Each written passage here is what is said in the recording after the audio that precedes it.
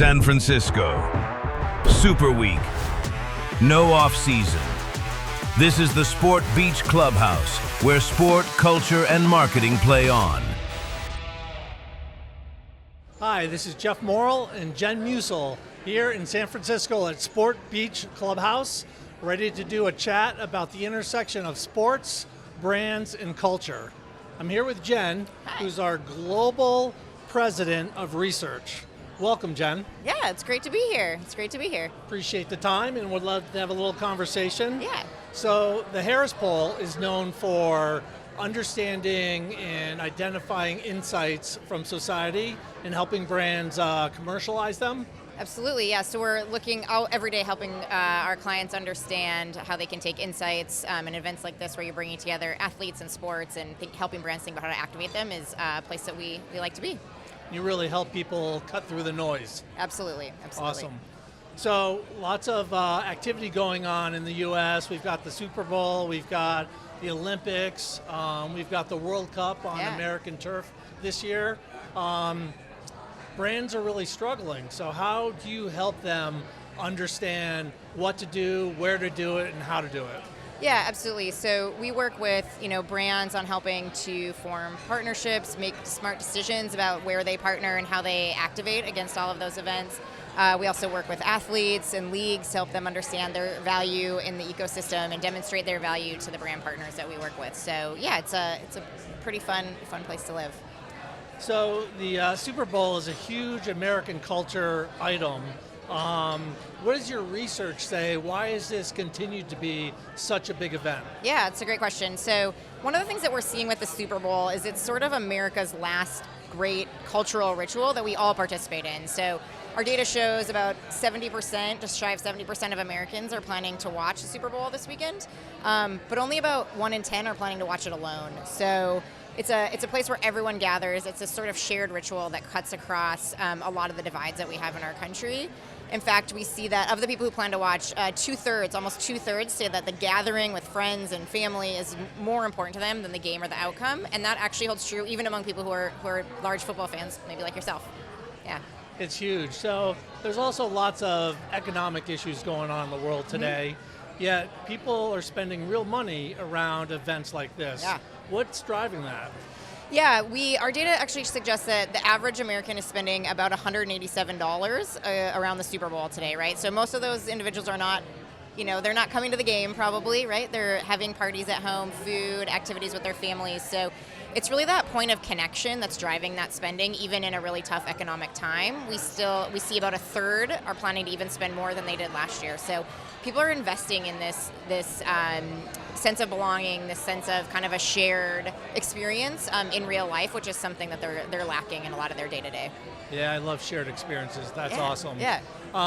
So is it like a one-day or weekend event, or does it go beyond just like Sunday night? Yeah, that's a really great question. We see it goes well beyond Sunday night. We did some research with UKG that just came out last week, and we see about 26 million Americans, or just over 26 million Americans, are planning on calling out sick the Monday after the Super Bowl. So it's a cultural event that's big enough that it really shapes our routines and changes the way that we even interact in our work lives. So yeah, it's a pretty big deal here. Well, I'm not going to miss work because hopefully I can talk about the winning team. I won't either. But so one of the things we're talking about brands today is advertising and sponsorship.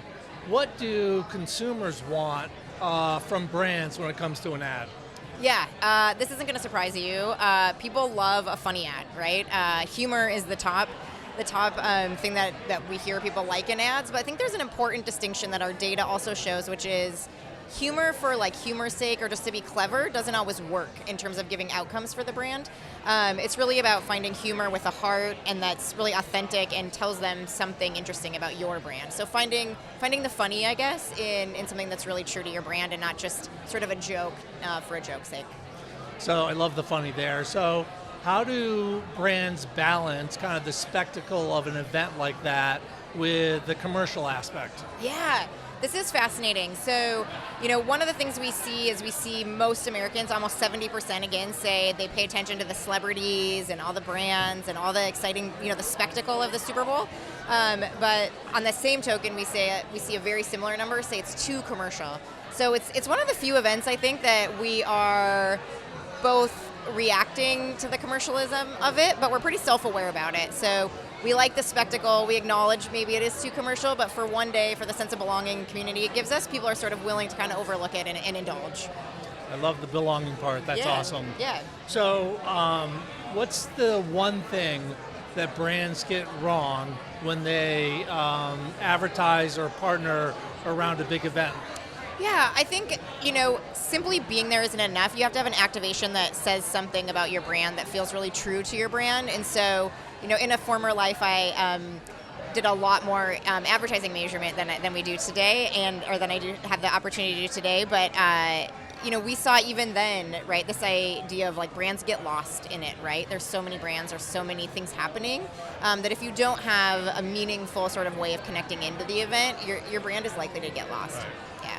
It's all about meaning. Absolutely. To make it real. Absolutely. So you did a recent report, I think, from Quest Brand that talked about partnerships and sponsorships around fashion and apparel for sports. Does that make sense? It absolutely does make sense, right? We see that NFL sponsorships have been really successful for a lot of apparel brands.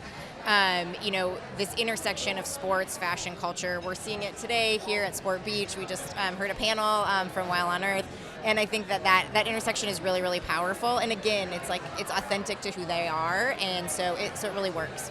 Awesome. Yeah. So what is this new report, the Joy Rematch? Help me understand what that is. Yeah, we just did some work to look at the new formats of sports. We see things like the Savannah Bananas selling out MLB stadiums. We see Kings League in Europe, which is coming to the U.S. These kind of new twists on sports that fans are really excited about. So we were trying to understand, what is it that is kind of driving that, and what can all leagues, right, established and new leagues learn. And so one of the things we found is that people are really looking to sports in this sort of lack of community for a place of connection, a place of belonging, and they love a good story, right? They want close matches and rivalries and feel-good stories and redemption arcs, and these leagues are just another place that they can get that, and so people are really leaning in both to established and emerging leagues in that space.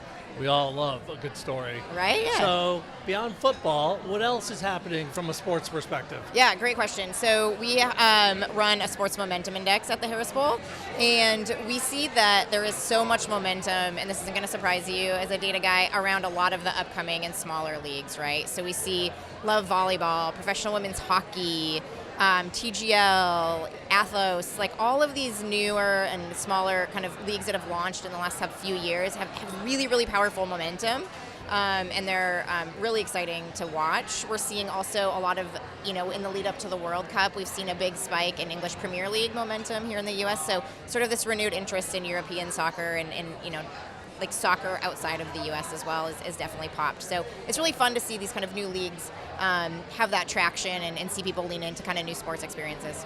Love that. So help me sum it up for sports and sports marketing. What's happening going forward?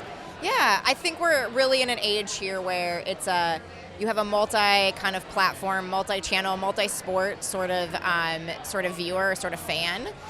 These are individuals who are probably tuning in to the Super Bowl this weekend, but if they have a 16-year-old who's playing lacrosse, they're probably also starting to pay attention to elite levels of lacrosse. Or if they have a daughter who just started flag football, they're leaning in there, right? So there's a lot of interesting new places where fandom is sort of expanding and becoming a bit more nuanced. That's awesome. And thank you to Stagwell Sport Beach Content Studio. Yes. Cheers. Thank you. Cheers.